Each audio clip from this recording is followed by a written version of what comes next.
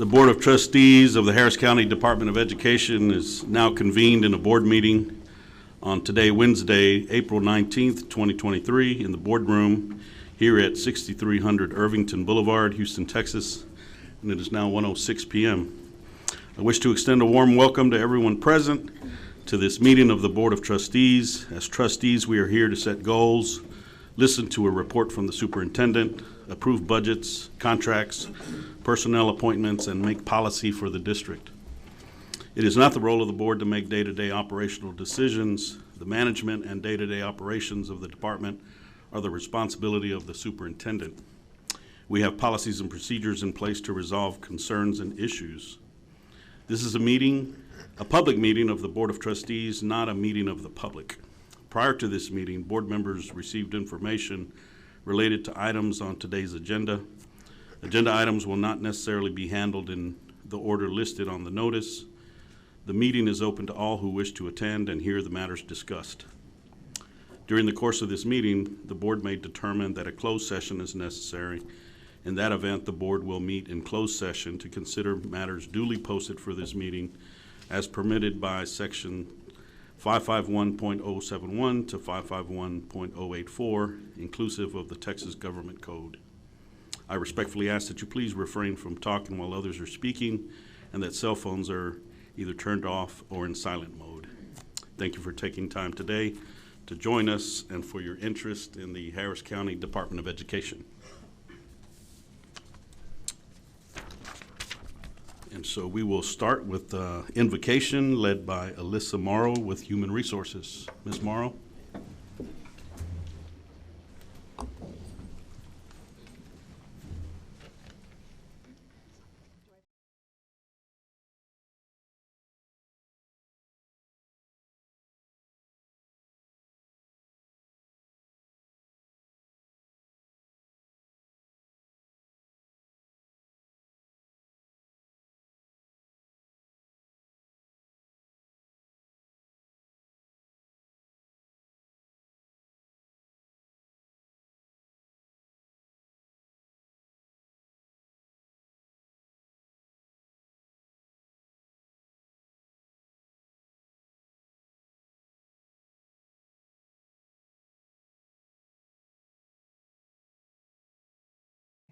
May your own courage blossom to open more brightly to truth and love.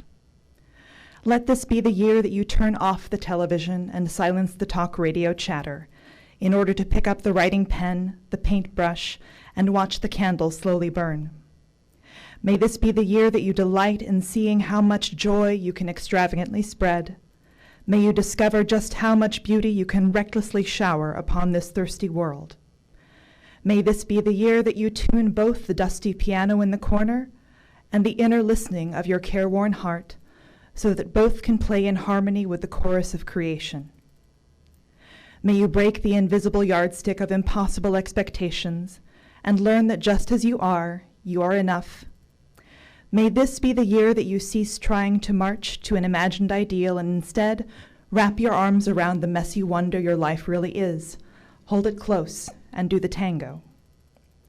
Let this be the year you befriend your soul in its radical particularity, not forsaking it yet again for the bland demands and cravings of the masses. Instead, may you elope with the wildness of your own true calling, marry your soul to its deepest longings, and invite the hungry world to the wedding feast. Thank you. Thank you. Ms. Morrow, that was beautiful. Thank you. And now the pledges to the U.S. and Texas flags will be led by Alicia Oliva with our Head Start. I pledge allegiance to the flag of the United States of America and to the republic for which it stands, one nation, under God, indivisible, with liberty and justice for all. Honor the Texas flag. I pledge allegiance to thee, Texas, one state, under God, one and indivisible.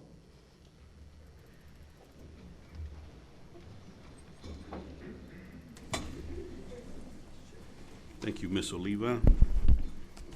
And now it is our open forum. We've got I understand one public speaker to address the board, Mr. Ted Weisgall.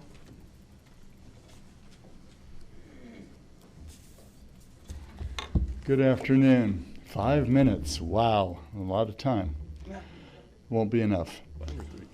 When I was in junior high school in Los Angeles, California, there was a kid who used to sneak up behind me in the hallway and take his finger and flick the back of my ear. It hurt really bad. One day in our math class, he did the same thing, and I had made up my mind that if he did it again, I was going to roll out of my seat and pound on that guy. And I did, and the teacher was shocked, and he sent us both to the vice principal's office. When I got to the vice principal's office, I was crying and screaming at the same time, and the vice principal sent me back to class. I never saw that guy again. I have no idea what motivated him to want to pick on me, and I still don't know to this day. Fast forward, I became a campus activities advisor at the University of Houston. We were supposed to run our meetings following Robert's Rules of Order. Fast forward again, I go to the state meeting of the National Association of Parliamentarians, and I present the idea that we ought to be motivating the teaching of Robert's Rules of Order to students in all of our schools. Somebody at that meeting passed a motion that we not consider the issue. And someone came up to me and said, the reason your motion didn't get passed or even considered was because we don't have a book. Why don't you write one? And so I did. Robert's Rules for Kids and Big Kids, a guide to teaching children of all ages the basics of parliamentary procedure. We have a methodology that starts in kindergarten and goes all the way through high school. It has not been adopted by any school anywhere as far as I know. That's why I came to you here today. But I've already spoken with Mr. Parker, and he has said we are going to have a meeting and we will consider how this book can be implemented. A year ago, actually last February, the University of Houston College of Education put together a panel. It included the superintendent of HISD, and their panel was to address ending the school-to-prison pipeline. When I heard that that was the topic, I said, I know how to solve that problem. I didn't know what I was going to write, but I did. And I have a 1,000-word or 1,100-word essay on this subject that I've condensed down into a front and back short piece that I would like to give you that addresses ending the school-to-prison pipeline.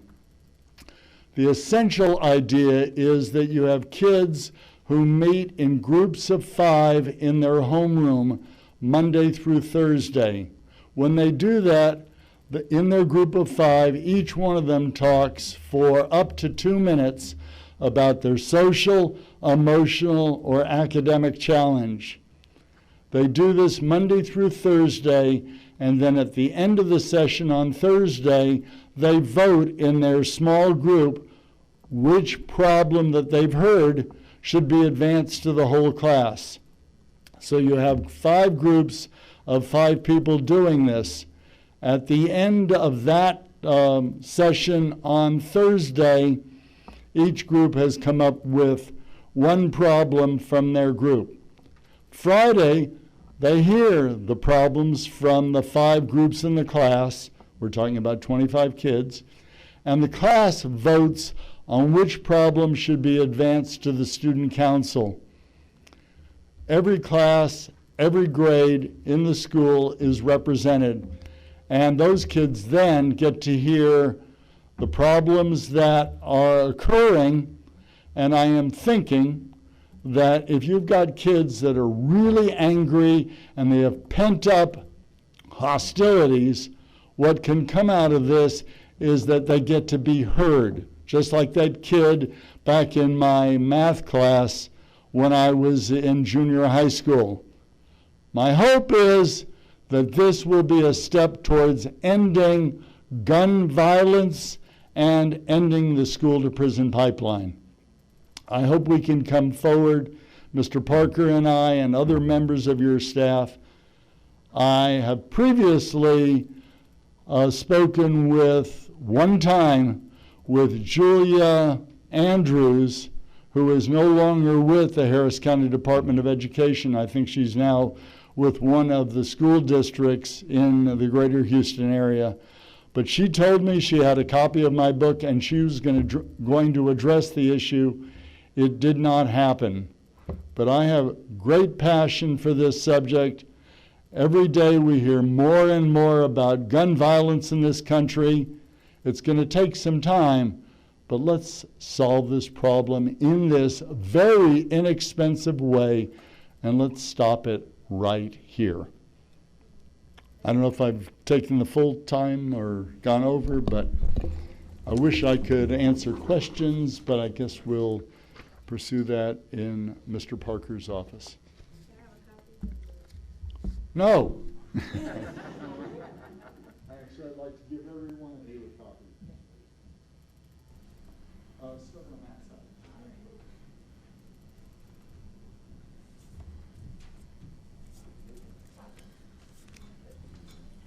You can leave them with the board secretary. We'll get them all, Mr. Weisgall.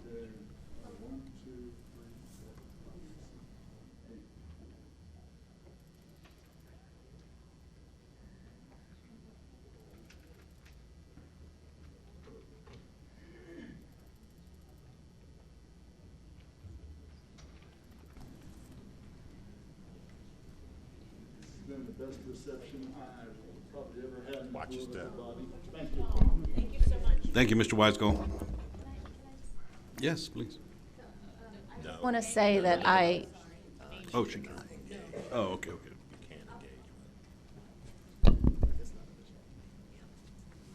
All right.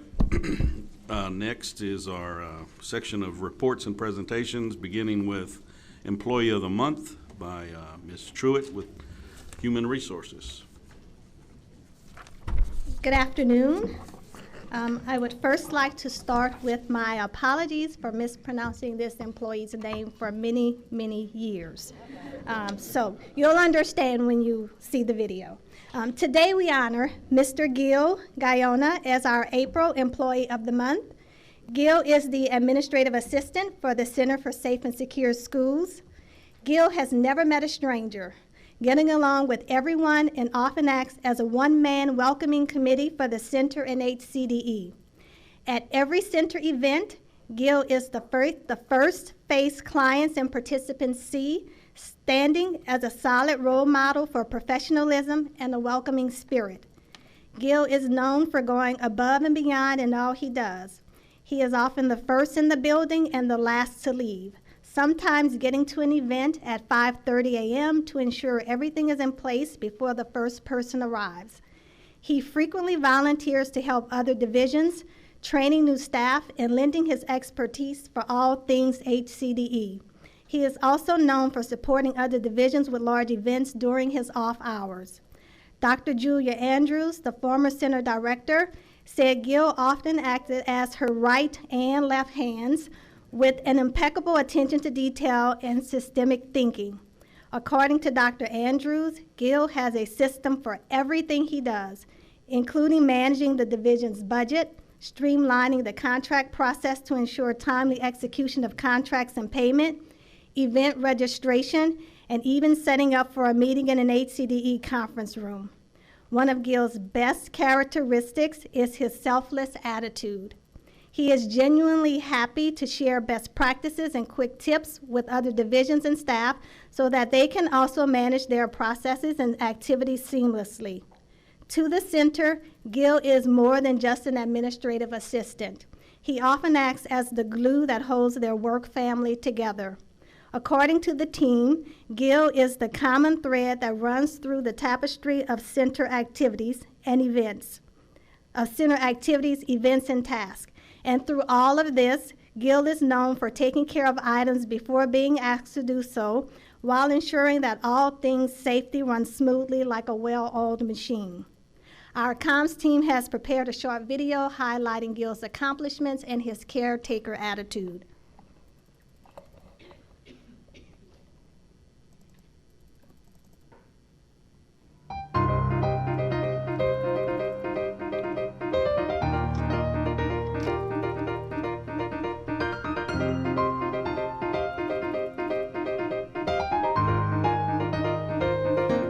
My name is Gil Gaona, but I go by Gil because not many people can say Gil. I'm the administrative assistant for the Center for Safe and Secure Schools. So once we get through with these invoices and budget, I do a little bit of everything. I am in charge of putting together contracts, making sure that we have all the materials that are needed. Even if it's looking at the most minute detail, that's my job. The interesting thing now is the Gil stamp of approval has permeated across Harris County Department of Education and then our clients, because we deal a lot with contracts, and I said, well, I'm sending it up, but Gil has to approve it first, and then Gil will follow up with you. They said, oh, well, I don't want to mess up with Gil. Everybody. I taught for 20 years, but my experience with student council, that's what I taught. Leadership and being organized and keeping abreast of everything that you're doing and supposed to be doing, and flying by the seat of your pants sometimes because things change. My parents were always there and very supportive. I had a math teacher in middle school that made a big difference in my life. She thought I was going to be a lawyer because I had such a mouth on me, she said, when I saw her years later. But it was all of those influences that got me into education. I love what I do. I've never been happier. All my coworkers are family to me. I owe a lot to Rosa and Lily, because without them, I may not be here. You know, when I first started working at TLC, they were always checking their blood pressure. They were always checking their blood. So the day that I finally gave in to their pressure, my blood pressure was really high. So from that, I set up a doctor's appointment. Turns out that, you know, there's more to it than high blood pressure. That's how we found my cancer. And so had they not pushed and prodded, we may not have found the cancer on time. So I called them my lifesavers. In fact, I did a CT scan during spring break and it was clear.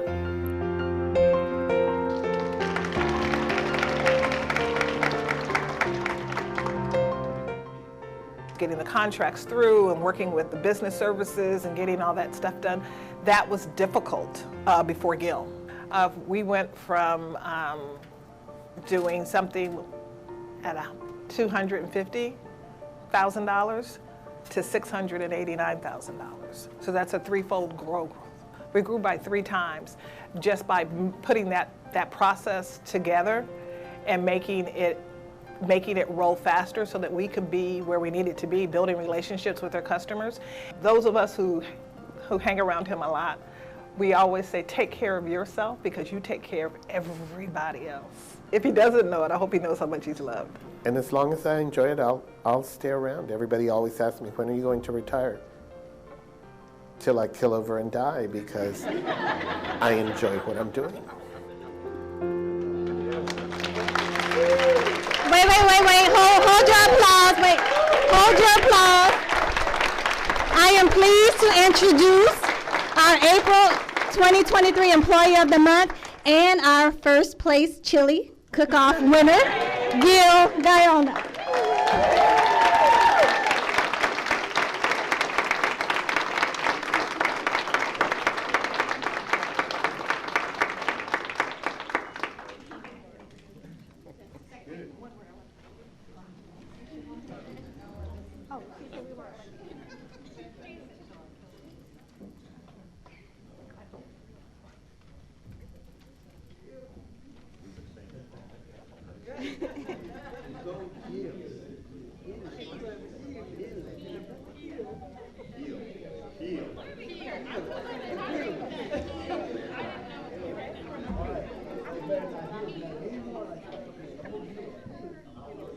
Scoot in a little for me.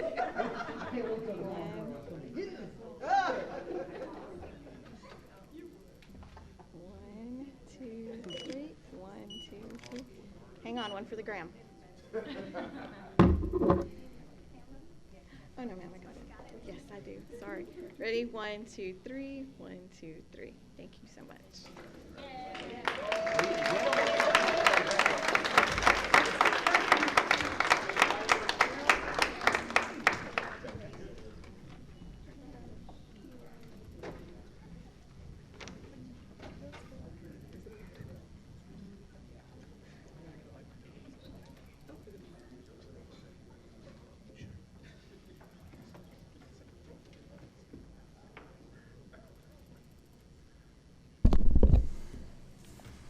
Again, congratulations, Gil.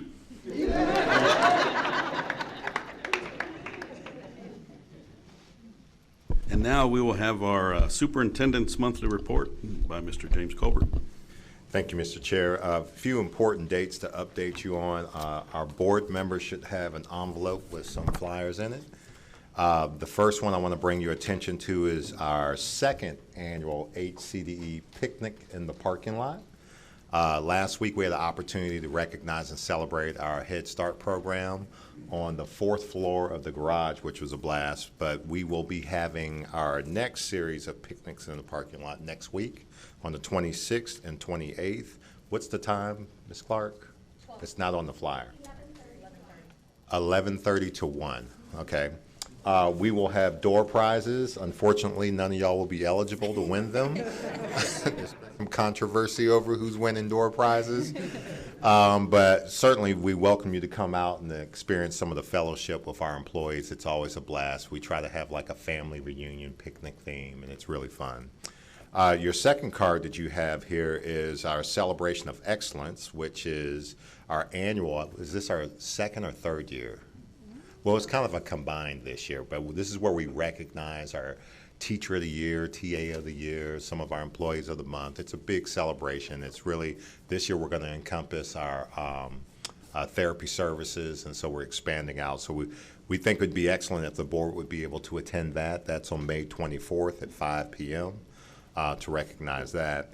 The other important date is, this is, I'm sure when you came up in the building today, you saw there were some panels in the lobby. This is the season of Scholastic. As many of you know, that we have the largest Scholastic program in the United States, where we get to display some of our really exceptional students throughout the county. This year we've had 13,000 entries, and we've had 2,800 award winners. On May 3rd, you're going to see a celebration at the Wortham Center. Artwork will be displayed at 4 o'clock, and we'll have programs at 5 through 8. So you'll have a program at 4:30 and a program at 7:30. So if you get an opportunity to come out to that, you need to certainly make your way.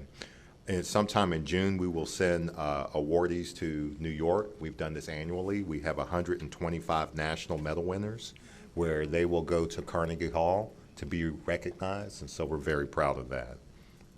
And then the final thing I'd like to do is just give a special recognition. Today we had the opportunity to see Gil, our 2023 Harris County Department of Ed Chili Cook-Off winner, who also happened to be Employee of the Month, so he's racking them up this year. But we also have another distinguished member of HCDE who is now somewhat of a celebrity.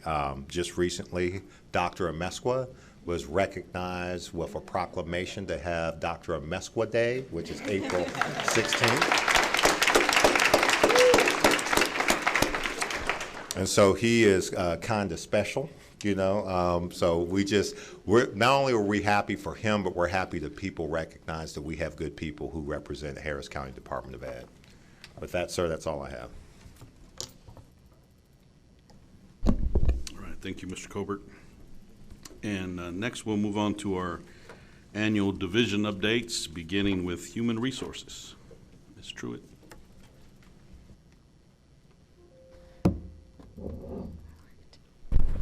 Good afternoon again. Thank you so much for allowing the Human Resources Division to share with you some of the things we've been working on this year. But before I get started, I would like to introduce the friendly faces of Human Resources. I think they're scattered throughout the room. Would you please stand? We have over here, we have members of our recruitment team, Roxanne Torres, Chris Duke, Laura Nylon Williams. You met Elisa Maurer. She's part of the benefits team, Elisa and Candy Sosa, benefits team. Then we have Patty Menard, our assistant director, Ashley Long, HR generalist, Aleda Lopez, she works with the recruitment team, Monsi, she's my right hand, and then the newest member of our team, Jakesha Haynes, our risk management specialist. Thank you. These are the people who support our HCDE employees and divisions. Okay, a little bit about our workforce. We have a little bit over 1,000 employees. You'll see that 79% of our employees are full-time, 21% part-time. The large majority of our staff, about 80%, work in our instructional program. So these are employees in Head Start, therapy services, the schools, adult education, and CASE. Hope I didn't miss anyone. Staff qualifications, you'll see the large majority of our staff, they have an associate degree or higher. About 40% of our staff, they're certified, SBEC certification or licensed as professionals. This would include our therapists and our teachers. And then you'll see 60% of our employees have 5 years of less service with HCDE, so lots of new faces around the department. Employment data, we've hired over 200 employees this year, and we continue to work to try to retain employees. You may have noticed in your monthly or in your weekly newsletter once a month, the Connector, we have a page, or the communications team, they share information about the new employees we've hired for that month. So hopefully you've had an opportunity to see employees we've hired throughout the year. Information on our benefits enrollment. Listed here are a number of benefits we offer to our employees, and you'll see enrollment by benefits type. We were very pleased that this year we were able to increase the amount of coverage provided to employees for life insurance, the employer paid life insurance. We increased from $15,000 coverage to $20,000 coverage without any additional cost to the department. And unfortunately, this year we had a family who had to utilize the life insurance to pay for a funeral service for an employee who passed from the department. We recently, who passed away. We recently had a meeting with our third-party administrator where we talked about strategies to, I guess, better educate employees on some of the benefits that we offer to increase enrollment where participation would be of benefit to the employees. We are also working on some strategies to help employees take full advantage of benefits that they're enrolled in. As an example, under the vision plan, a lot of employees are not aware that they can get 2 pairs of glasses, and so we're working to share information with our employees so that they can make sure they utilize all of the services available under the plans that they're enrolled in. This is information about leave taken by our employees. You'll see that about 9% of our employees had a need for kind of extended leave through family and medical leave. And then our second largest number here is workers' compensation claim, where we had 33 employees so far this year have utilized workers' compensation. Fortunately, many of the employees who file workers' comp claims, they've been out for short periods of time with no more than a few days of lost time from work. Some of our compensation highlights: since 2018, we've had the highest teacher pay in the county, and we're hoping to be able to continue with that next school year. We're currently working with TASB on our salary schedules, and TASB will be present during the board workshops to make recommendations on compensation for next school year. This year, we were able to offer a number of recruitment recruitment, retention, and referral incentives to our staff. Head Start has some additional funding available through their grant where they were able to offer quite a few retention incentives. And then we offered recruitment incentives in school and school-based therapy services, where we were able to hire and have staff commit to working with us before the start of the school year. So that was very helpful to us in recruitment. And then this year, we were able to offer a 100% employer-paid medical premium for employee-only coverage. We're not always able to do that. It depends on, other priorities within the budget, but this is a benefit that really helps some of our lower-paid employees, and so we're hoping, if the budget allows, we can continue that next year. Some of the major projects and initiatives we worked on this year. We are very excited that we are finally free of paper files. We have converted 100% of our files from paper electronically. We thought this was going to take a very long time to complete. Some of the consultants we work with indicated this would take years for us to do, but thanks to the dedication of 3 employees in HR, they just kept at it until all the files were completed, because they converted over 1,000 active files and then hundreds of inactive files, and it's touching each piece of paper in a file and indexing it, scanning it, indexing it, and then putting it in the proper place electronically in the application. So it took a lot of time, and they were able to do it and finish it. So we're very proud of that. We've been working closely with IT on implementation of some applications that integrate with our enterprise software system. And so we are, again, working towards full automation of all of our HR systems. And so those are some of the applications IT they've been working with us on. And then we were able to hire the risk management specialist, Jakeisha Haynes, and so she has been busy conducting safety and compliance reviews. She's had an opportunity to go out to all of our Head Start campuses, some of our campuses, and then the NPO building and the Irvington building, and conduct reviews from a safety standpoint of keeping employees safe in the workplace and making sure the environment is safe for students. And then Jakeisha will also be working with Safe Schools as they conduct kind of the safety intruder exterior audits to make sure that we implement the recommendations that are made by the Center for Safe and Secure Schools. And then this year we provided retirement and investment training to our employees, helping employees to understand how TRS and Social Security work together. And this year we started some expanded retirement outreach. We have a lot of employees who are sometimes confused.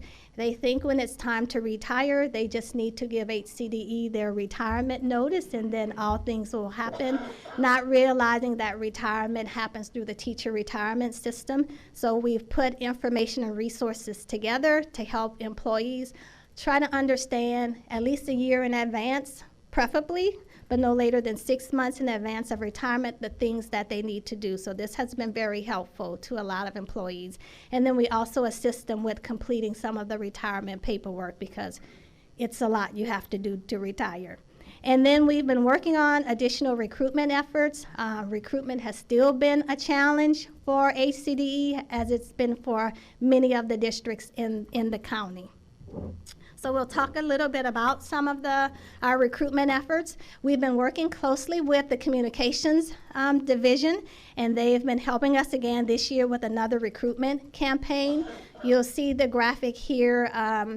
We have a landing page that's teachharriscounty.org, where individuals who are interested in working in our schools with therapy services and our Head Start program, they can go and get information about positions we have available and about upcoming job fairs. Communications, they've also been helping us with some targeted social media advertising through Facebook.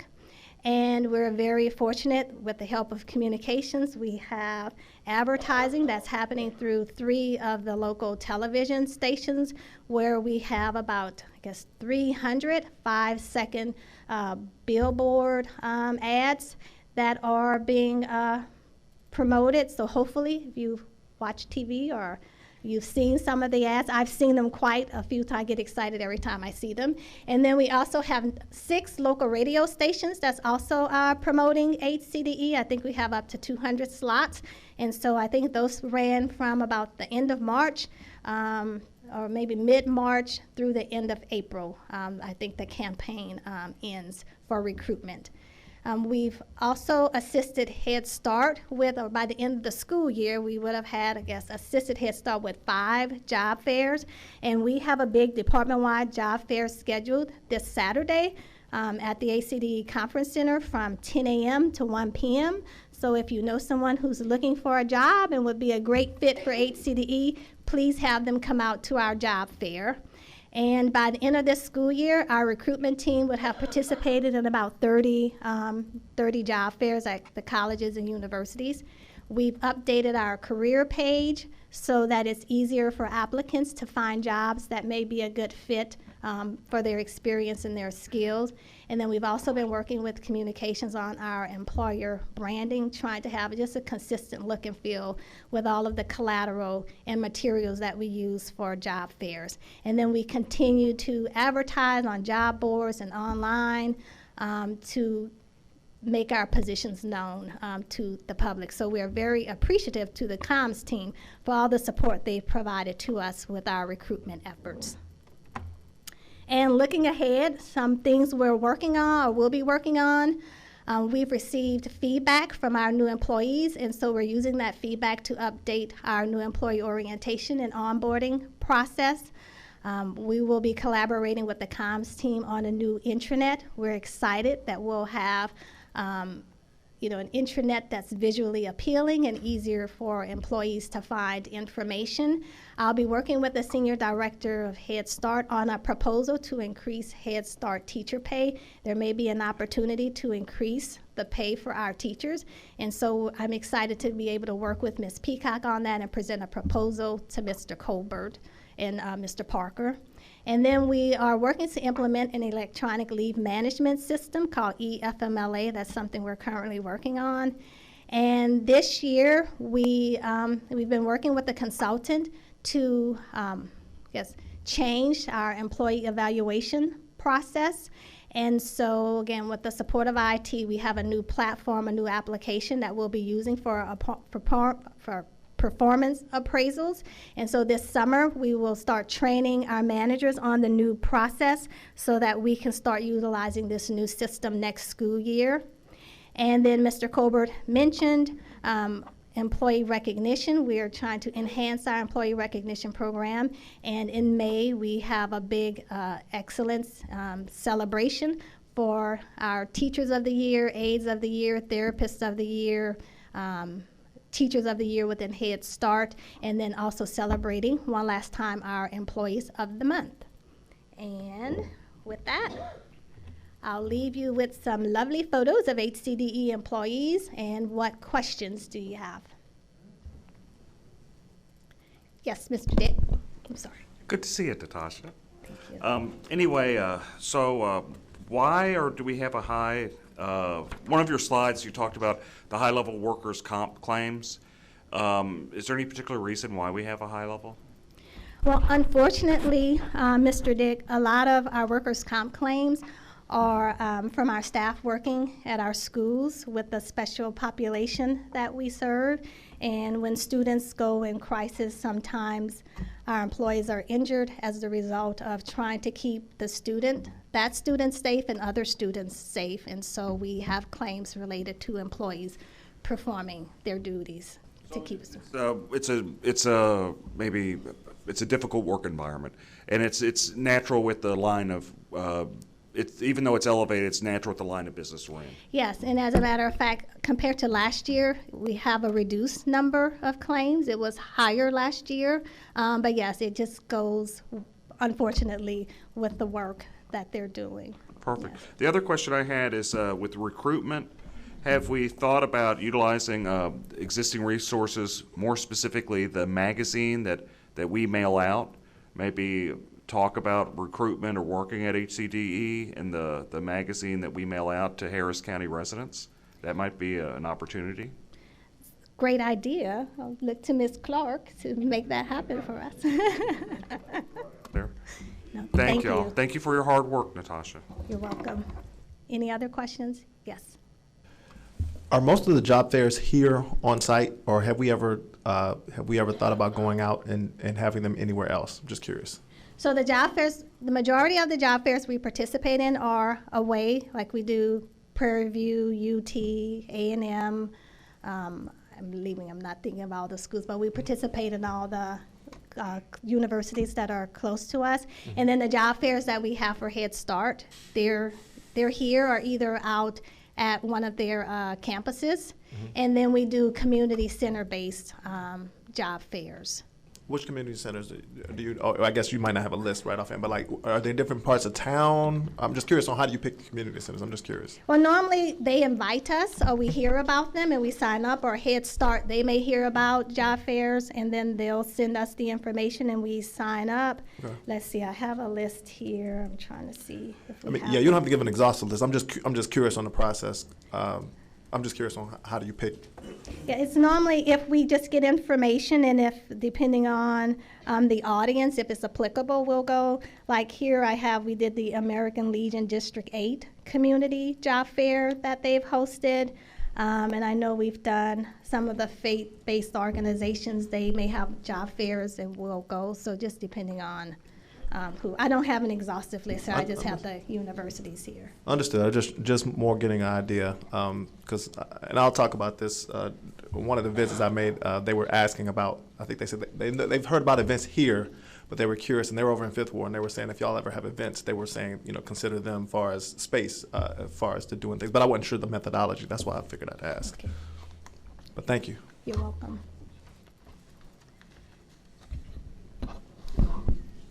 Ms. Truitt, I wanted to ask also about on the workers' comp page, you listed something called assault leave. Yes. Can you explain what that is? So for our individuals, I guess it's not just limited to assault leave, but if an employee is injured as a result of doing their job, in this particular case, most of our assault leave claims are from our employees working at our AB campuses. And so if they are injured as a result of, and a student, I guess if it could be classified as an assault, recognizing we're not filing, charges against the student, they may be eligible for assault leave. And an individual who files assault leave, and if they're eligible, they have job and benefit protections or pay and benefit protections for up to 2 years as a result of physical injuries. And so sometimes, by law, we're required to, on our leave forms, to have a category for assault leave. And so our employees, when they check workers' comp, they also indicate assault leave. Just in the event they may need to be off for some extended period of time to recuperate for their injuries, they would be entitled to the benefits under assault leave. But like I said, most of our employees this year, they are out normally a couple, 2-3 days, and they're able to return back to work. So we've not had anyone who has had the need to be out for a 2-year period this year. But they would be eligible if needed. Yeah, I'd just like to say that I've worked with many HR departments in many different districts. I've done suburban, urban, out-of-state, rural. And our HR department, the Harris County Department of Ed, is without question the best HR department I've ever worked with in my career, and that's from top to bottom. I think that is a byproduct of leadership, but I also notice that it's a byproduct of chemistry. Your people get along. I put significant pressure on our HR department. We have this thing a term we like to use at Harris County Department of Ed called crunchies. And they're expected to have a crunchy detector because that is not what we're trying to hire. But also think about this, most of the people that we hire here, the positions are very unique and specific. And you don't have a line of people lined up applying for them. They're hard to staff positions. And then we're trying to seek out the very best of them in the county and lure them to come work for us. And it's not always easy to do because when you find those people, the districts don't want to let them go. And so our HR department is constantly having to evolve and to adjust to try to be able to meet the needs of HCDE. And there's a tremendous amount of chemistry and working together where Natasha's got to work with all the divisions to try to find them talent. So kudos to you, but kudos even more to all the people that you work with, Ms. Truitt. Thank you. Thank you, Mr. Colbert.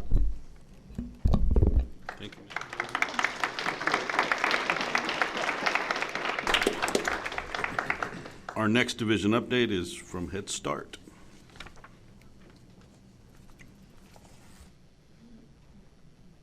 Good afternoon. First of all, my first slide is going to be about who we are, but before we go to who we are, what you see on the screen is what we are about. And I'd like to say, to express my gratitude and thanks for the leadership of Mr. Jonathan Parker, our Assistant Superintendent, and for our board advocate, Mr. David Brown. So who are we? You are all very aware of who Head Start is. We serve low-income families, children and families, with a tent towards school readiness. And today I have here members of my team, which I'd like to ask to stand.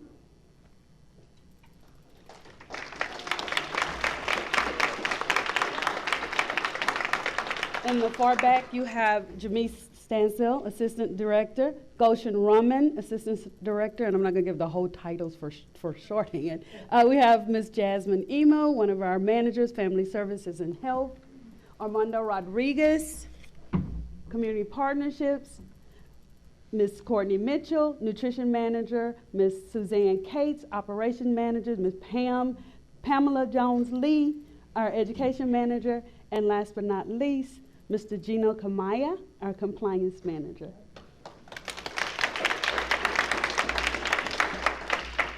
I count it a privilege, and I'm very proud to work with my team. They are all fully committed to the goal of ensuring that we do the very best job for our children and for our families. So this is our service delivery area, and while it has not grown, it has expanded because of our child care partnerships. In this last year, we have increased by 2 child care partnerships in the far northeast part of Harris County, and we're looking forward to continue to grow. Who are we? We have 13 locations, 6 child care partnerships, over 244 staff, and then we have 41 staff that we work with and collaborate with in child care partnerships. On your desk in front of you today, you have a stats sheet. One of the requirements of our performance standards is that annually we provide statistics to the board regarding our numbers for the program for the year, and so it's usually a year behind. So that is our statistics for last school year. Our budget. We have been truly blessed in the last few years. We have our regular grants. We have 2 regular grants, which are the grants you see at the top. I do have a pointer. And so you have our Head Start programs, and you'll have our Early Head Start program, which are continuing grants. Those are 5-year cycle grants, and they continue. We currently also have funding for construction, and we have for Barrett Station, Humble. We have had American Disaster Relief Funds, which are closing out, and we also have child care relief funds that are coming in from the Child Care Health and Human Services Child Care Division. So our annual grant budget for this current year, our award is here, and our actual available amount is the $28,210,510,000. Federal review. Federal review is a requirement when the government comes down and visit us and do a thorough assessment of our program and how well we are doing. So we are proud to say that we had our federal review the last week of November, and we have received a clear, we had no findings, and we are in good standing with the federal government.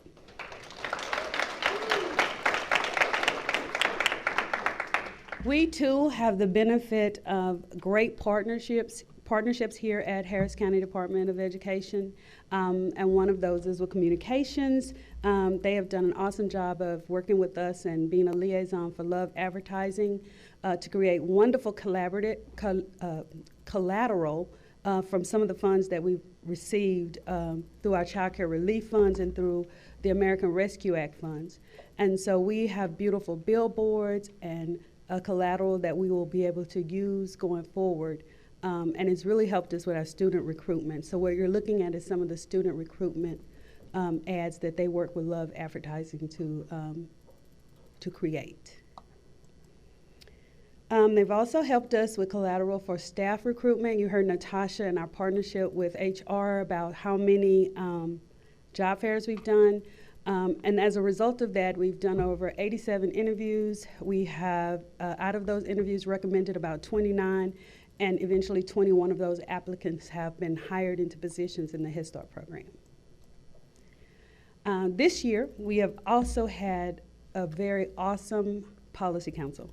It was a virtual hybrid in person and online. It was like running 2 meetings at one time. But we also did home to school, and so the parents did a lot of activities at home and shared them with them on the Policy Council.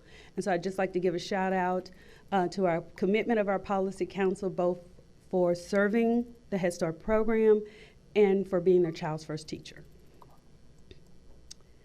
We have the pleasure also of having with us interns this year. We have partnerships with the University of Texas Health Science Center. We have the Texas Medical Branch, Texas Southern, and Mary Baldwin University. We actually today just heard our doctoral student do her presentation on her findings while here. And it has been a real asset to our program to have the 10 interns that we've had in and out of the program this year.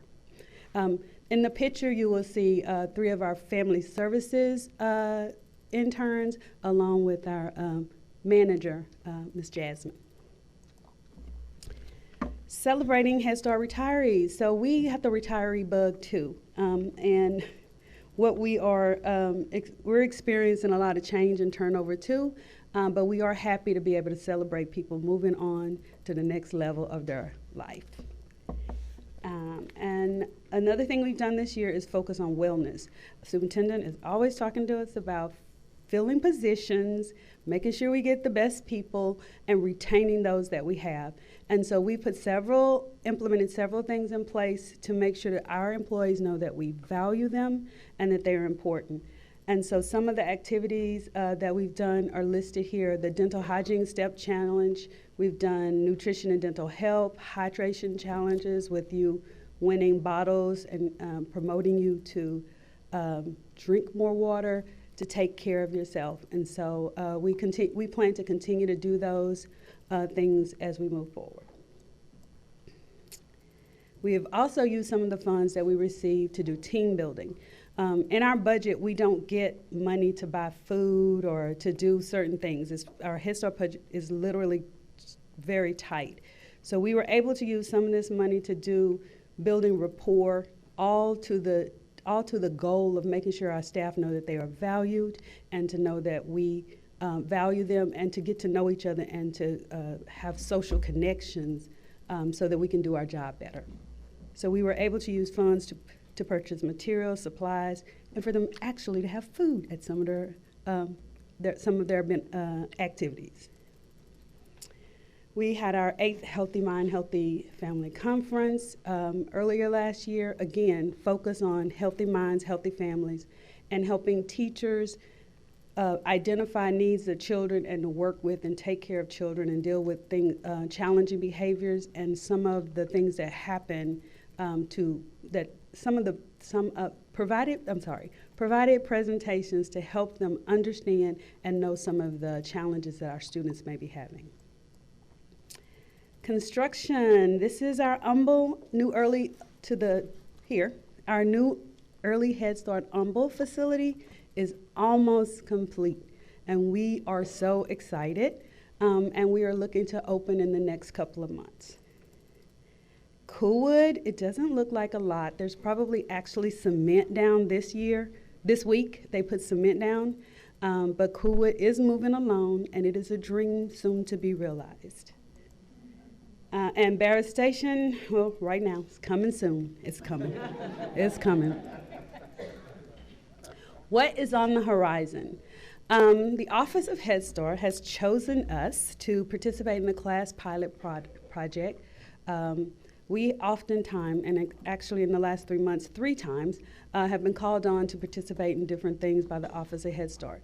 The class pilot has to do with staff-teacher interactions, and we are in the process of recording 32 classrooms and sending up videos. And I would like to say thank you to technology and for all the help that they did with getting us the iPads. Our new director kind of got thrown in that just as he was coming on, so thank you.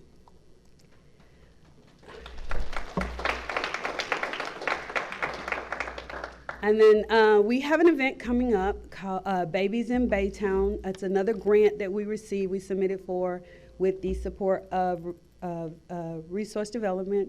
And we will be doing an event on May 10th. And it's called If You're Happy and You Know It, Meet Me in the Park. It's on May 10th. And it's all focused on infant toddlers, parent education, and infant toddlers and social emotional skills. And today, this week, we also got a grant from that Resource Development supported us with. And this week we'll be doing an event out at Tidwell from Grow More Garden Plants, where we'll be doing a community event to kick off the gardens at Tidwell Head Start. Questions?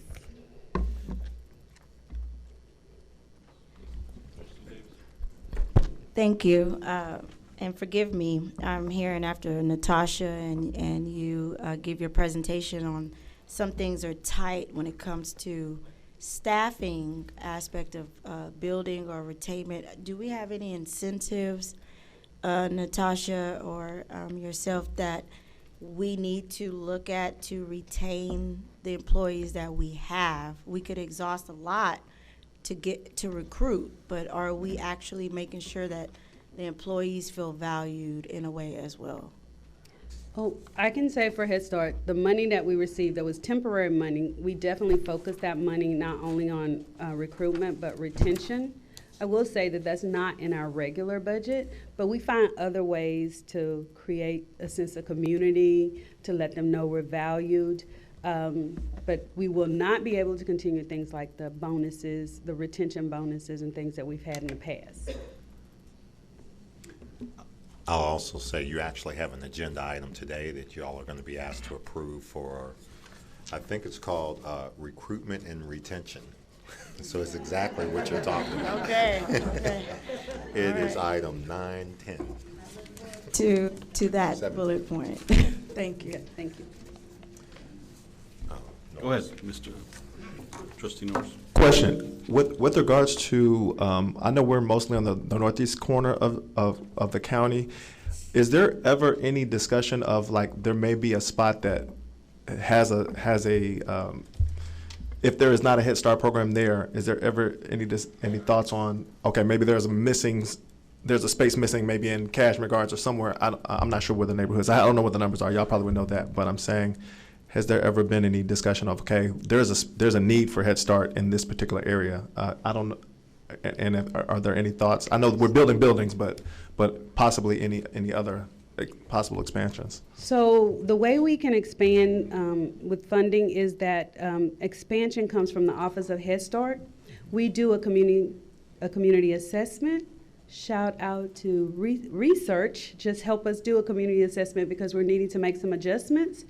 And we do a community assessment, and based on where the numbers, where it says the students are and the services are needed, we can submit an application when expansion is, when Office of Head Start offer expansion grants.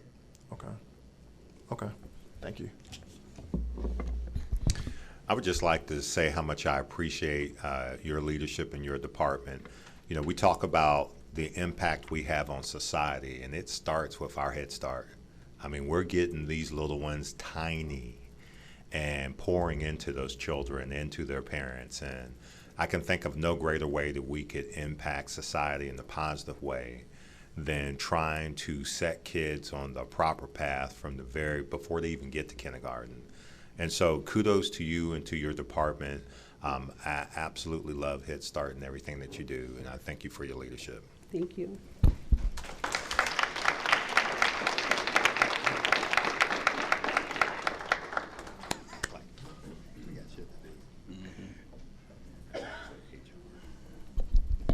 All right, and next agenda item is reports from board members concerning attendance or participation in a board or HCD related event, accolades, or any other announcements. Board members? Trustee Norris? All right. two things, and it's just small shout outs. One of the things and one of the reasons I asked Director, when I was asking Director Truitt, I had a chance to go visit the Hester House. They had a mural unveiling, I think it was last week. And for those who don't know, it's a community center over in 5th Ward. From what I understand, George Foreman, before he started boxing, he was in a gang called the Hester House Gang. Interestingly, but before he got himself, because he was from that part of town. But I bring that up just to say that I know they. I went there and they have a number of programs actually that are there. So and the reason I asked Director Truitt is because one of the things they asked is they say, if you have any events, consider us. So and it doesn't have to necessarily just be. I thought career fair because it was brought up during the HR presentation, but I want to make sure that they basically said anything that HCD is interested in, consider them, because they want to bring more things to they said they're familiar, the directors who were there, but they said they want to make sure the community was more familiar. So just want to make sure that we knew that. The last shout out I give, and this will be going to go on a side tangent, I will say quickly, for those who knew, I gave and Dr. Keys ought to appreciate this one. For those who knew, I gave a number of shout outs, and today happens to be my 23rd anniversary of being a member of Kappa Alpha Psi. I told you Dr. Keys will appreciate that. Shout out. Get a standing ovation from Dr. Keys. and the reason that and I shout out to my line brothers, the 9 Diamonds and the Millennium, but what the reason that makes a difference and what I still do and why that matters 23 years later is because when events happen, I still do what we call lean on the shield for a lot of things, not just with Dr. Keys, but when Hakeem Jeffries, who's the minority leader in the Congress, came down, I came down and had a chance to speak with him and a number of community members. That's how I got in contact with people from Kashmir Gardens, because they were there and found out they have a big need for adult education. When I had a chance to go speak with Dr. House over at HISD, he is also a frat brother of mine, and had a chance to speak. So I do lean on the shield for different communities, and that is, for those who don't know, we have a number of people. We do more than just have parties, but I want to just say I just want to give a specific shout out. And I will continue to lean on the shield, so to speak, on behalf of the department. But I just wanted to say that since it happens to be our day today. So thank you very much.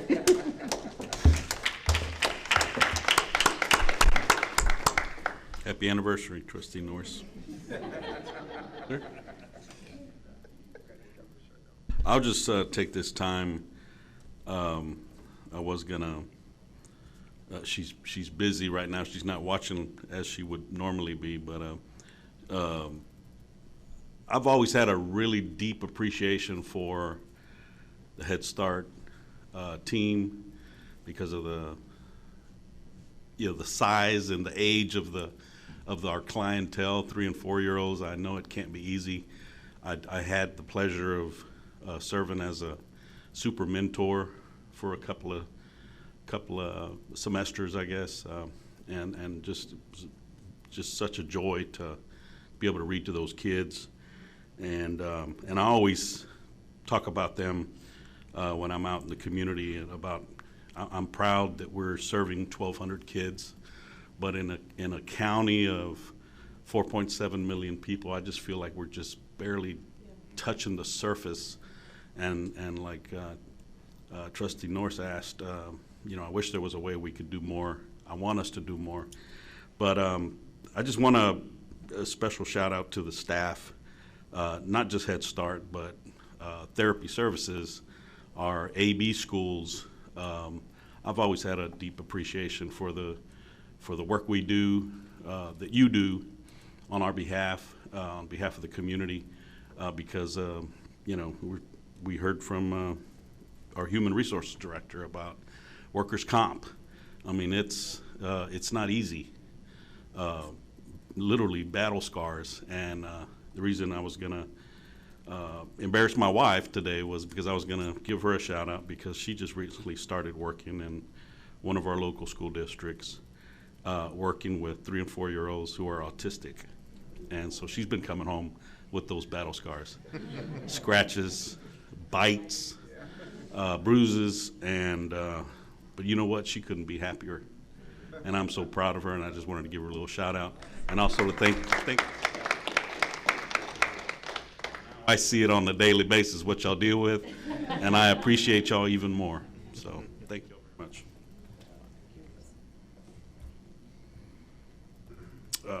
Any reports from committees, committee chairs? None, okay. And so it's now time for our monthly financial report. Dr. Amesqua.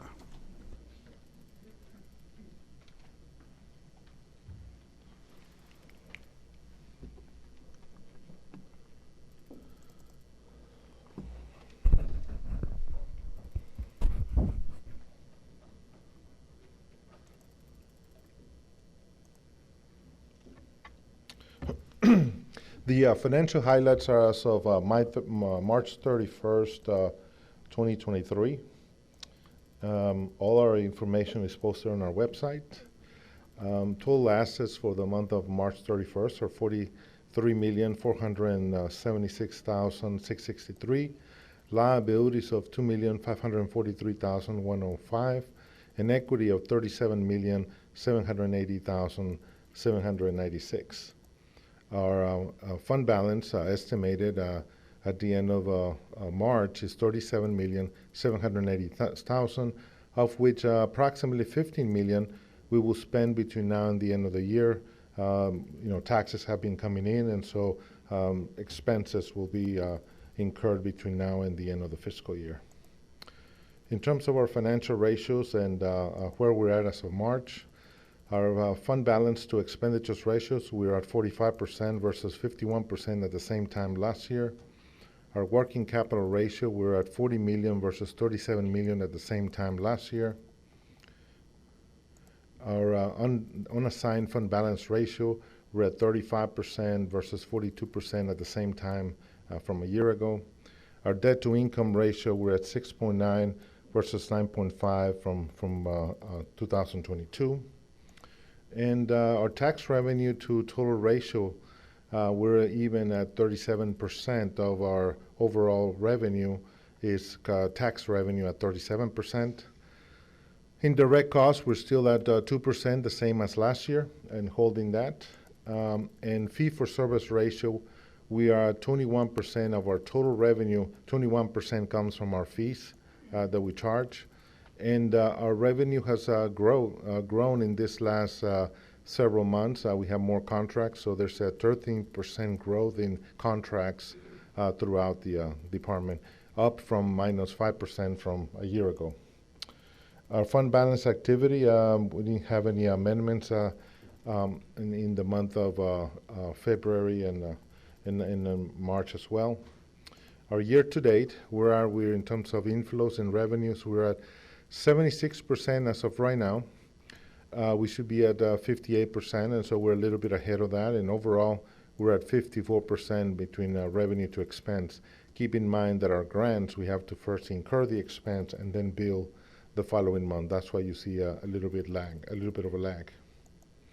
In our expenditures, we are at 53%, which is below our 58% on a linear comparison. Again, we are on target overall for the whole year. In terms of our COVID disaster relief funds in general fund, we still have 482,240, and then 41,772 left over from HHS and Head Start program. Our donations report, we have for the month of March were $12,195. Various donations from for Head Start, primarily activities and donations and supplies that were donated.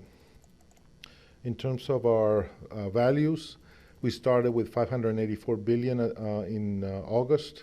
We're at right now at $582 billion, so we're on our way to meet the certified values that were projected for 2022. In terms of our collections, we are now caught up and we're at 98.8%.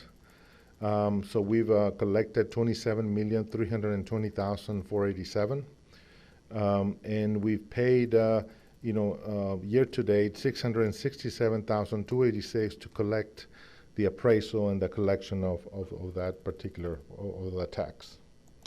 So comparison to last year at the same time, we collected more at about 2.5% more in terms of cash flow earlier than we were a year ago.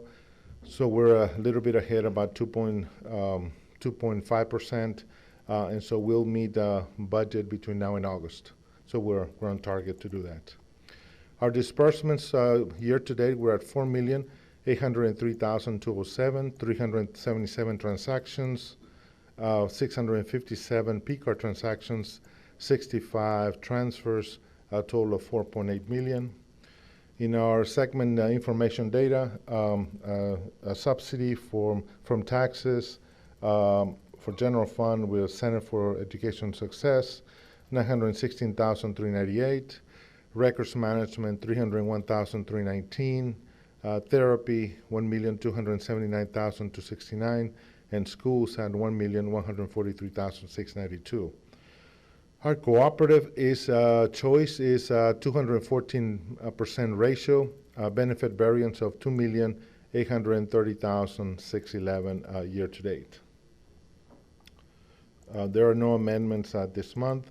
In our foundation update, we have net equity of $277,276. We have some checks that are being transferred in this month. So you will see that a higher balance in the following month.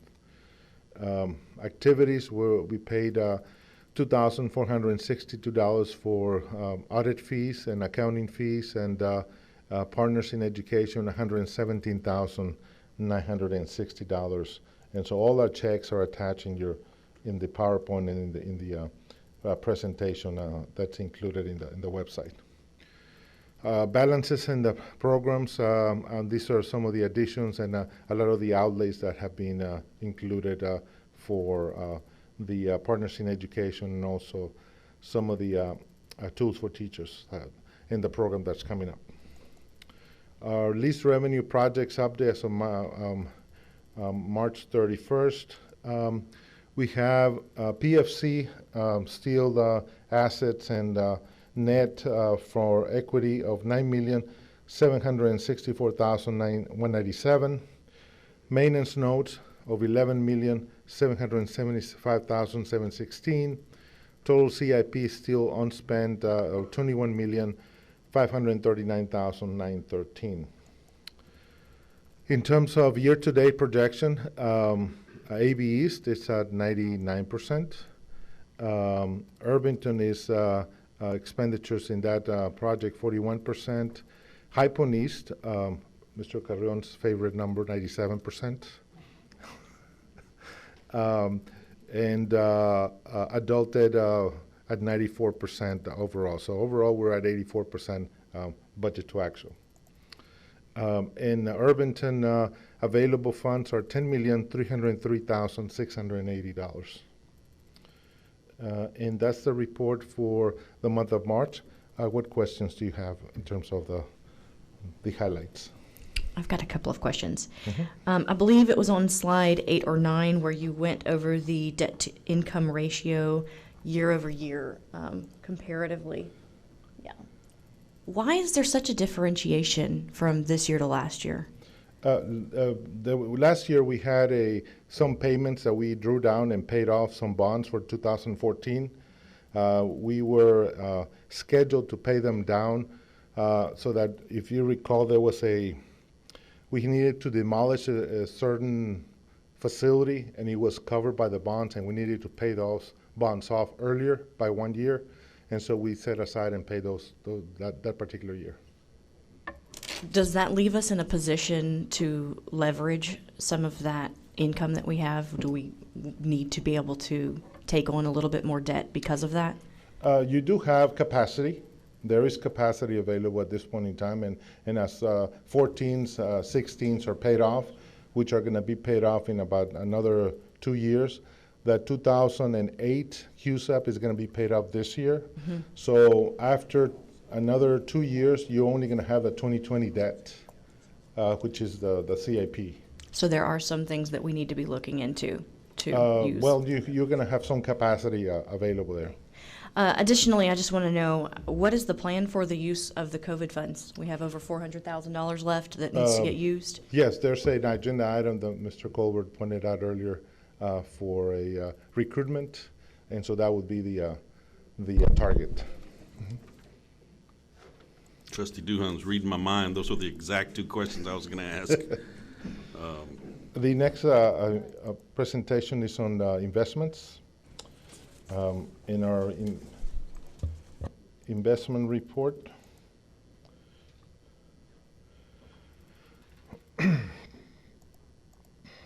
so the total portfolio in the general fund is $47,272,170. Public Facilities Corporation, $5,165,330. Total HCDE, we have $61,047,235. Overall, $66,212,565. Our investments are in Lone Star, Texas Class, 32%, 15% in Texas Class, Texas Star 29%, and TexPool 18%, and Chase 6%. PFC, we have 98% in our TexPool and 2% in Bank of Texas. And overall, a percentage of change from 1 year ago, we've spent from the portfolio $19 million out of the bond program. So we have a portfolio of $66 million, or a 23% draw from a year ago. Our funds are pretty much overnight, and as rates climb, we continue to earn more interest. We've earned year to date $1,079,515, PFC $219,156, which is quite different than a year ago, where we were earning $1,000 or $500, year to date. We're earning over 4.69. We're at 5.10. And you can see the interest rates continue to climb in the 4.5%, going into 5% threshold for investments. And so that's the report for investments. And what questions do you have regarding investments? Okay, thank you. No questions? Oh, go ahead, Trustee Norris. Before you leave, and I think you mentioned, I don't remember if this is the last meeting, I guess it was a couple months ago, but we talked about the small business program. And I guess I'm not sure if one of these other presentations do it, but I think I would just want to follow up because I can't remember where we finished on that one. Yes, based on the bids that were presented, we're above the minimum threshold of 15%. Mm-hmm. As payments continue to come in, we're going to track to make sure that they do maintain that 15% or above the program. So as the projects end up and we'll report on each of the projects to see how they ended up. They proposed in the bid and how much they're going to utilize. Then at the end of the project, we're going to find out, okay, did you meet the requirement? Did you end up with more or above the minimum threshold? And can we get a copy of that report? Can we get it? Because I think, excuse me for my memory goes, and we talked about it to some degree, because I think one of the things we even discussed since the county was doing their MWBE programs, we were saying that we possibly could just have our report basically as, sure, if you do not happen to do an MWBE program. This is another program that we've done that has shown some success as far as having small businesses, but a lot of them being doing some of the objectives that those programs cost. Those programs do, and they cost a lot less. So, okay, yeah, sure, will. So let me reiterate that we want to have a breakdown, an internal evaluation of what small businesses are gaining access to what we can provide. Are you talking construction? Small business in general. Okay. We've been actually doing that analysis. It's not quite ready.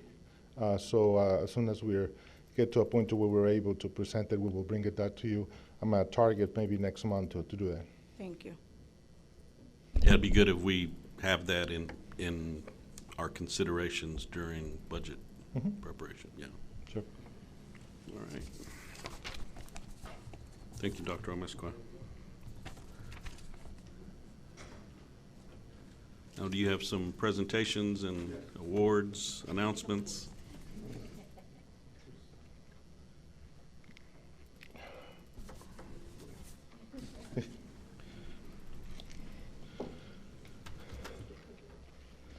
So I'm going to first turn it over to Ms. Kendra Jackson to present the 2023 Excellence in Procurement and Purchasing Award by the Texas Association of School Business Officials. Good afternoon. Good afternoon. President Cantu, board members, Superintendent Colbert. The Harris County Department of Education Procurement Services Department has received the 2023 Task Force Award of Merit for Purchasing and Operations. This award is provided to school districts and education service centers statewide that are committed to following professional standards in the acquisition of goods and services. In determining the award of merit designees, Task Force reviewed various procedures and practices, including, but not limited to, organization, policies and procedures, contract operations, staff trainings and certifications, P-card systems, and the use of technology. This is our 13th year receiving this award. I'm going to repeat it.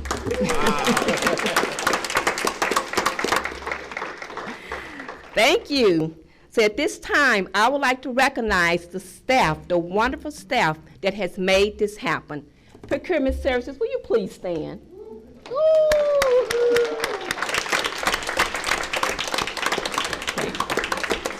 Would you like me to pass this around? You've seen it several times. Bro. This is the second for this one and 15 for the next one. Yeah, you can.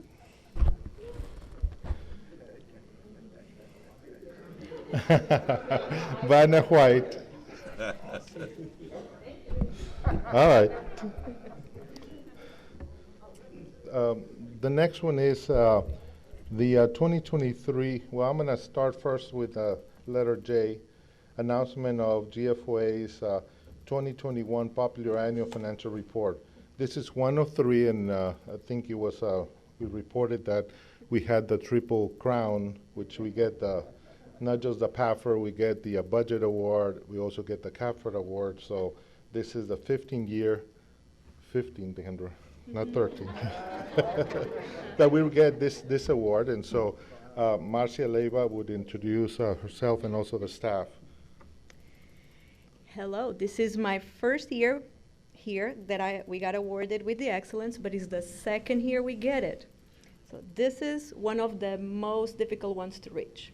And we got it because we always want to be excellent, and it's not possible, and nothing would be possible without my amazing staff. Every day we work together.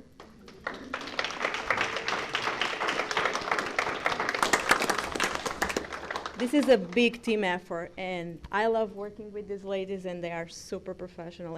They are the best that I could have, and the best teacher here, the day of Dr. Jesus Amesco. You have a copy of the a replica of the award. I know you received some jackets earlier in the year, and this is that goes in the jacket as a patch of. This is the second year in a row that we do that. Did we give them? Yes. Now am I going to Yeah. show it? Yeah, she is gonna show it now.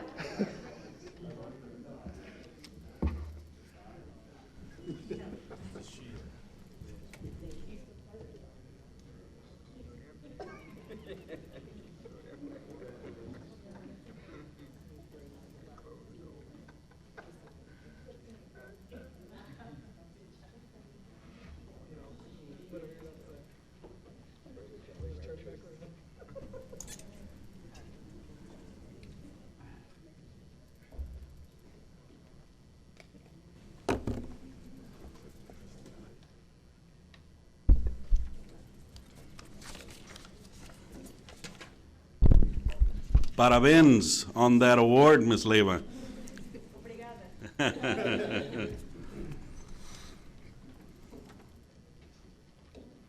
Now it is time for our action items, consensus action items. Are there any items that board members wish to take out of order? Seeing none, do I hear a motion to?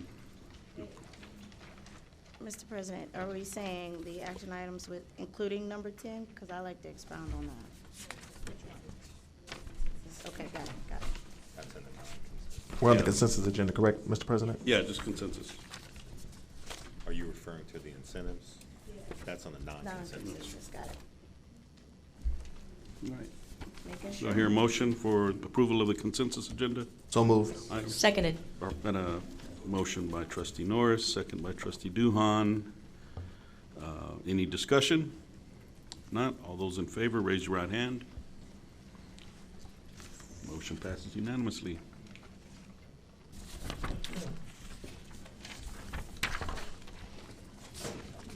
Now, to the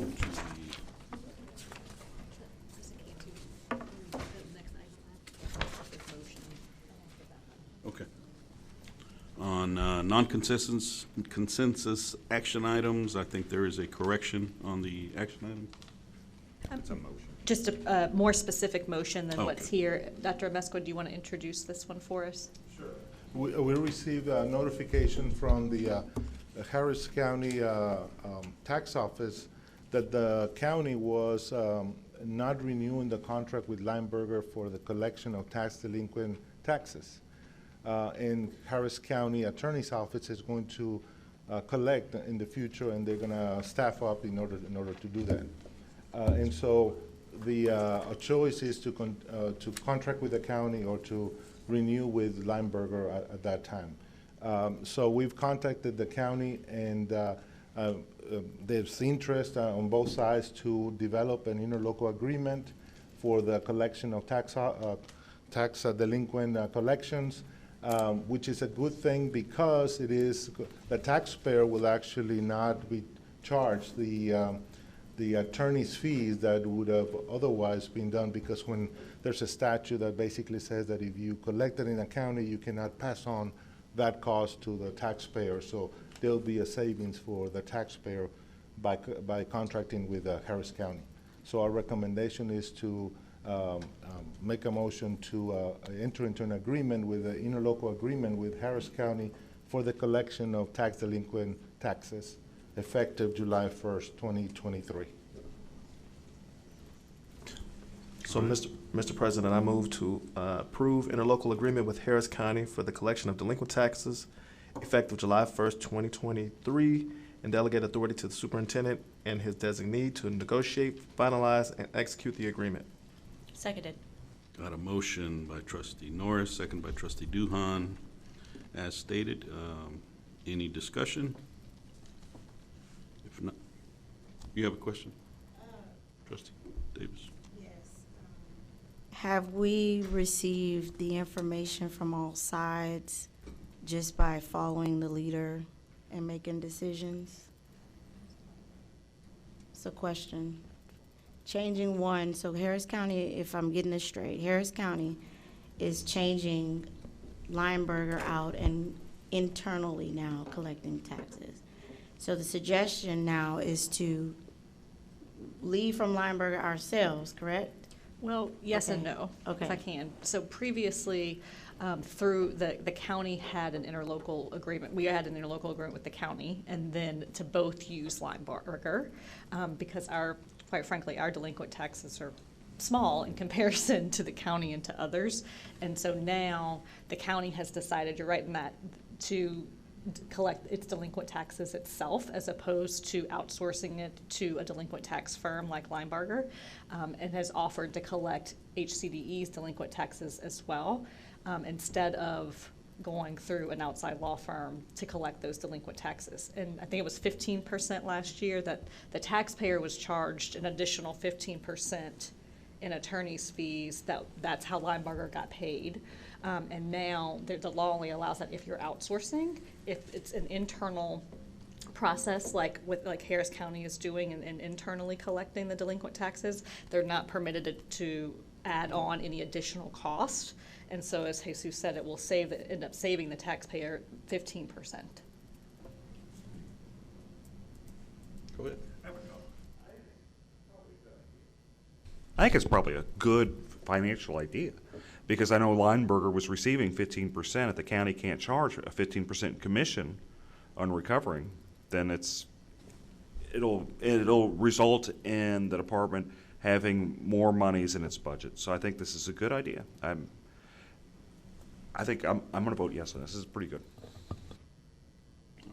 Any other discussion? Good dialogue to have for the public to be knowledgeable on these issues. Got a motion and a second. Had discussion. All those in favor, raise your right hand. Motion carries unanimously.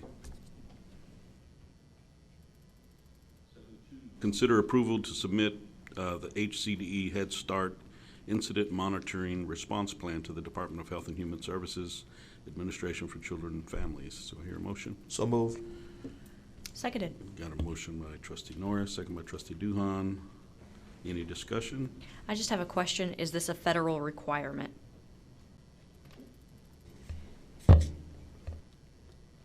Yes, it is. If there's no other discussion, all those in favor, raise your right hand.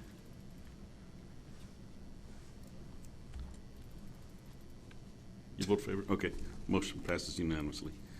7.3, consider approval of granting a 200 square foot utility easement to the City of Houston for the installation of water meter at the new Coolwood Head Start Center. Do I hear a motion? So moved. Motion by trustee Norris, second by trustee Brown. Any discussion? I'm so sorry. For this one is going to be similar to number 5 with regards to the designee. The last time we granted easements, the city was very specific about who they wanted to sign the easements. So instead of it saying delegate authority to the superintendent, if it could be to the board president, please. Okay. No, it's this board. This board. I guess we need to amend our please. motion. So Yes. I'm okay with amending trustee Brown. So that's a friendly amendment. Thank yeah. you so much. I Okay. apologize for not catching that sooner. Any other discussion? No, all those in favor for the amended motion, 7.3, raise your right hand. Motion passes unanimously. 7.4, consider approval of warranty deed for sanitary sewers required by the City of Houston for the installation of manholes in the right-of-way of the Coolwood Head Start Center. Do I hear a motion? So moved. Second. Motion and second by trustees Duhan and trustee Norris. Any discussion? Seeing none, all those in favor raise your right hand. Motion passes unanimously.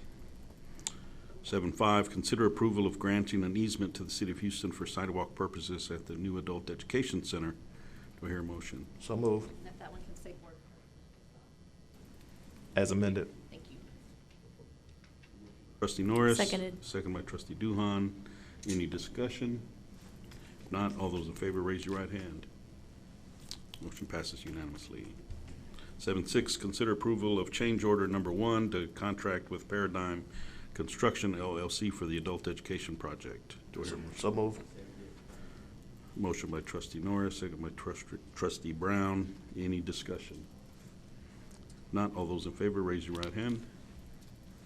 Motion passes unanimously.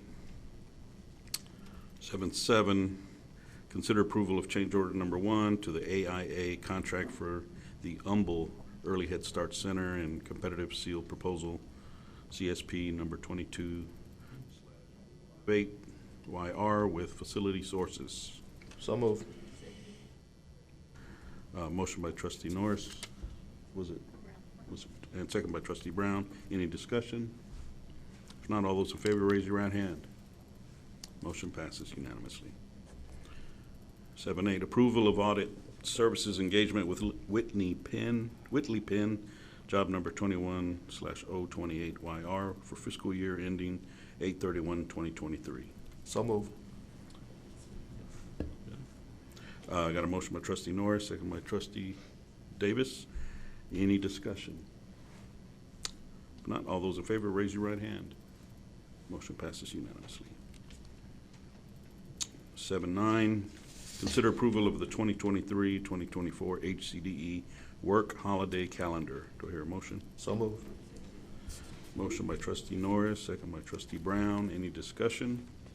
Not. Are there any major changes to this calendar that we need to hear about? Ms. Truitt? Okay. No changes. All right. Any other discussion? If not, all those in favor, raise your right hand. Motion passes unanimously. And 7-10, consider approval of resolution regarding recruitment and retention incentives for schools and school-based therapy services staff. Do I hear a motion? So moved. Motion by trustee Norris, second by trustee Davis. Any discussion? On this one, I just wanted to see if we're having retention and incentives for all employees in a way, and budget items that allow them to have that team building and ways to keep the positive work environment. So I'm not sure if they're already in place, but I just want to ensure that I know that Dr. Mesco and the funds will be going towards school-based and incentives for schools. So I just would like to bring up all employees and incentives, just to recap. I'll turn it over to Ms. Truitt here in a second. First of all, typically, we're about to start the budget process. This is actually asking you to pre-approve a component of the budget because we're in the hiring season. Y'all aren't going to approve the budget till July. We're well outside of our window of hiring new teachers and administrators. And so this has done well for us in the past. All the school districts are doing it. Ms. Truitt will kind of break down the incentives that we're doing to not only to recruit, but also to retain good teachers. This doesn't necessarily speak to, I think you were kind of talking about the culture, climate of campuses. That's something that we're very, very much aware of that and working on it department-wide at all the time. We've done something, an Intergage survey, a number of years where we study and get feedback, ask for feedback from every staff member, and then we spend time as an executive leadership team and also as a leadership team to study what the culture and the climate of our organization looks like and how we can influence that and put together strategic plans to make that better. Picnic in the parking lot, employee of the month, employee recognition in the newsletters. There's a number of things that are byproducts of our efforts to try to improve that. And we feel confident that that's why we've been one of the top workplaces year after year, is because of our efforts of doing that. But I would ask Ms. Truitt to speak specifically to the incentive program here. So what's included in the resolution are incentives for our school staff. So that would be our academic and behavior campuses, High Point campus, Fortis campus, and then school-based therapy services for our therapists. So there are 3 components to the incentives. We have recruitment incentives that we will use to attract teachers for our campuses. We're hoping to get them to sign on and to commit with us during this hiring season, and so we will be offering a $4,000 incentive for teachers who accept employment with us by June 23rd. We will also be offering incentives to therapists, so occupational therapists, physical therapists, assistants. For full-time staff who come on board with us by August 18th, they'll receive $1,500, and then part-time therapists will receive $750. So those are the recruitment incentives that we'll be using if approved. And then we have some retention incentives that we will provide, again, to our campus-based staff. So teachers will receive $2,500. And then that will be paid in installments, so they'll receive half of that in December, and then the other half at the end of the school year in June. And again, this is for staff who are employed as of today, and they come back with us next school year. Our paraprofessionals, our aides, will receive $1,500, again paid in 2 installments. Assistant principals and then other professional support staff working directly with students, they will receive $1,500 as well. And then for school-based therapy services, full-time therapists who come on, who return and remain employed with us, they'll receive $1,500, and then our part-time therapists will receive $750. And then there are some incentives for our management staff in therapy services. So our managers who are occupational therapists and physical therapists, full-time managers will receive $750, and then part-time managers $375. And then we have referral incentives. So any staff member outside of leadership team recommend a teacher from one of our campuses. So for our AB campus, Fortis, High Point, and they stay with us for the full school year, staff members are eligible to receive a $500 incentive at the end of the year. So that's what's being proposed for your consideration today. How many full-time people are we looking to use that recruitment incentive with for this upcoming recruiting session? What we've estimated, hold on, I have it here. We planned for teaching staff, again, looking at the number of vacancies we have, and then some we anticipate, because staff, they still have until, no, I can't, sometime in July, around July 8th or 9th, to notify us if they're not returning next school year. That's the penalty-free resignation period. So we're estimating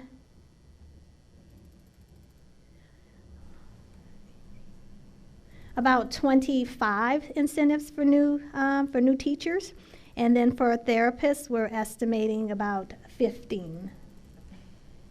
Again, I was that's the just doing some recruitment quick we take. math in my head, thinking about how that $400,000 is going to go really fast whenever we're doing that kind of recruitment incentive. But that's great. We want to be able to use it. So, thank you. You're welcome. Additionally, is I hear certain groups, certain things get incentives. Certain departments, certain heads, certain leaders, certain professionals. So maybe I can meet, but everyone matters. And we're all living in the same world, in the same county, in the same city. And so this agency, we want to make sure that employees, every employee feels appreciated, and we want to retain them. So maybe that's something that we talk about, but I'd like for you to look at other incentives for someone that's down the hall that may not be in the school, and make sure that we are highlighting the employees' efforts day to day here, operational. I think that's a discussion that we would need to have, and we also need to talk about that with the budget. Really, our efforts have been centered around hard-to-staff positions, and we are in a competitive environment, absolutely, against every school district in Houston, and everybody's competing for the same people. There's not enough people to fill all the positions.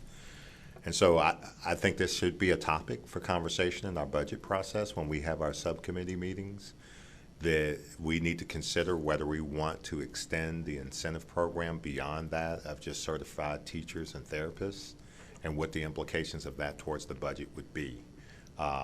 Historically, we've not had a very difficult time filling every position with HCDE, but it's hard to find a math teacher that's certified in special ed and regular ed. And then we're fighting with 10 other school districts over that same person. And our principals are about to go through it. They'll offer people jobs, and 3 days later that person will turn down that job because they've accepted a different school district that may have had a better incentive. You know what I'm saying? So that'll happen all throughout the summer. It's really a mess. Thank you, Ms. Truitt. You're welcome. Thank you. Any other discussion? If not, all those in favor, raise your right hand. Motion passes unanimously. This is the action item. It's the first reading. Right. So item 11, it's consider first reading of the following revised local policies.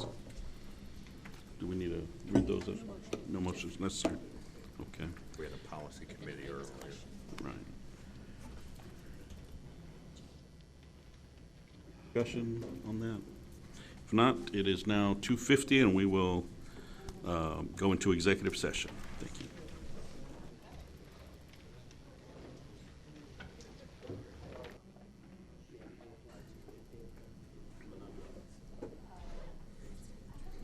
It is now 3:52 p.m. and the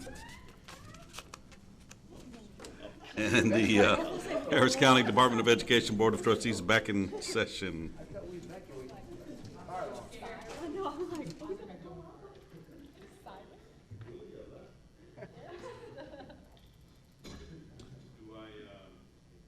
It's now item 9A. I think we've got a motion to hear. I believe. Is that what I'm looking at? Yes. Mr. President, I do have a motion. I move to terminate Brittany Caldwell's Chapter 21 term employment contract for good cause as determined by the board, and to authorize the superintendent to, or his designee, to inform Ms. Caldwell of this action as required by applicable law and policy. Second. Got a motion by Trustee Dick and a second by Trustee Norris. Any discussion? If not, all those in favor, raise your right hand. Motion passes unanimously. Item 10, any discussion or possible action regarding future agenda items? Seeing none. I think all we've got left are information items, so I will entertain a motion to adjourn. So moved. Motion by Trustee Duhan, second by Trustee Davis. Any discussion? If not, all those in favor, raise your right hand. We are adjourned, 3:54. Thank you very much.